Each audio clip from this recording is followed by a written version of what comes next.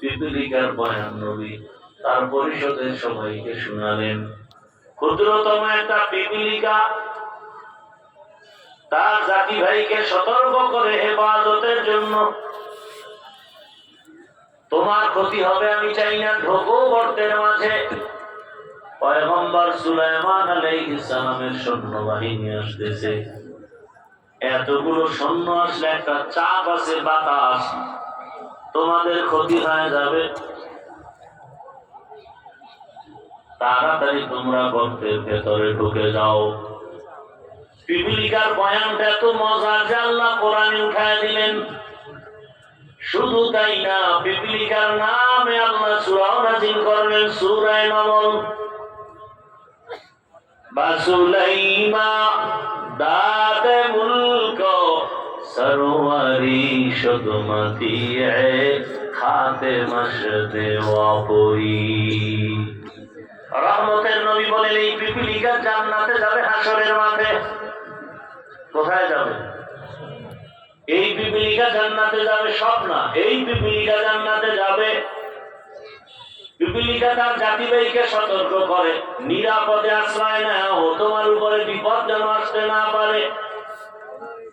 একটা পিপীলিকা তার জাতির জন্য এত দরদ আর মায়া, আশরাফুল মখলুক মানুষের প্রতি এত মায়া নাই। যদি মায়া থাকতো হাদিস এই পরিণাম ফল হতো না। করতে গিয়া মনে করছে এটা হবে, কিন্তু বিপরীত হয়ে গেল। মনে করছে সততার আওয়াজ বন্ধ করে দাও, কিন্তু আমার মাওলা যদি চান সেটাই হবে। এক হাতি চলে যাওয়ার কারণে এখন তাওহীদ আর সততার আওয়াজ সারা দুনিয়ার মধ্যে জাগরণ হয়ে গেছে। আর হাতি শিখে গেল পশু, গরু, ছাগল টাকা দিয়া কিনা যায়, যারা সততার মানুষ এদেরকে টাকা দিয়া কিনা যায় না। টাকায় তো পশু বিক্রি হয়, যেমন ভোটের আগের রাত্রে কিছু পশু বিক্রি হবে 500 টাকায়।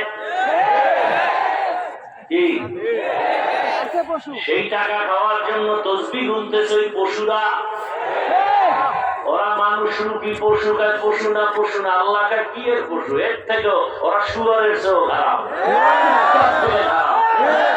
ওয়ালাকাদ যারানা লিজাহান্নামা কাসীরাম মিনাল জিন্নি ওয়াল ইনস লাহুম কুলুবুন লা ইয়াফকাহুনা বিহা ওয়া লাহুম আ'য়ুনুন লা ইউবসিরুনা বিহা ওয়া লাহুম আযানুন লা ইয়াসমাউনা বিহা উলাইকা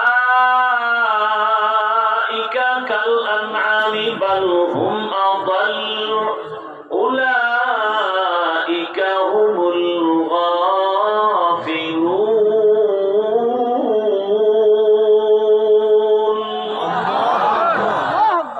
এরা মানুষ না, সূরাতে মানুষ, ভেতরটা কুকুর থেকেও খারাপ। পশুর চরিত্র হার মানায়। এরা টাকায় বিক্রি হয়। বাজারে একটা মুরগি কিনতে যাও 1000, বড় মুরগি একটা খাসি কিনবা 20,000, একটা গরু কিনবা 1 লাখ টাকা। আর ভোটের আগে আশরাফুল মখলুক বিক্রি হয় মাত্র 500 টাকায়।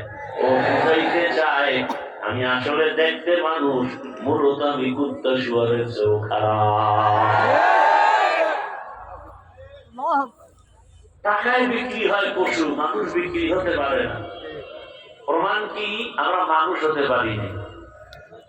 হাতি রাস্তা দিয়ে হাঁটে, মানুষ এমনি এসে টাকা দেয়। আর তোরে কেউ টাকা দেয় না, তুই মায়ের টাকা চুরি করো, যুবক, বাবার টাকা চুরি করো, এরপরে না পাইলে দোকানে হামলা করো, ডাকাতি করো, রাস্তায় বন্দুক ঠেকাও, সন্ত্রাসী কর্মকাণ্ড। এই দেশ ভালো হবে কবে? আর পিপীলিকায় জাতি পাইলে বাঁচার জন্য আশ্রয় নাও গর্তে। এজন্যই তো রহমতের নবী বলেন, খায়রুন নাস মান ইয়ানফাউন নাস। ভালো মানুষ তো ওই ব্যক্তি যে অন্যের উপকার করে, ক্ষতি করে না। অন্যের উপকার করে, ক্ষতি করে না, এর নামই তো তাকওয়া। পারলে উপকার করো, না পারলে চুপ থাকো, ক্ষতি করিও না। পারলে প্রশংসা করো, না হয় চুপ থাকো, বদনাম করো না। পারলে নেক আমল করো, না পারলে চুপ থাকো, গুনাহ করিও না। এর নাম তাকওয়া। আল্লাহ রাসূল বলেন, ক্বালান নবী সাল্লাল্লাহু আলাইহি ওয়া আলিহি ওয়াসাল্লাম, ইত্তাকিল মাহারিম তাকুন আ'বাদান নাস। হারাম অবৈধ জিনিস থেকে নিজেরে বাঁচাও, আল্লাহ তোমার মর্যাদাকে অনেক বাড়ায় দিবেন। নিষিদ্ধ জিনিস থেকে বাঁচো।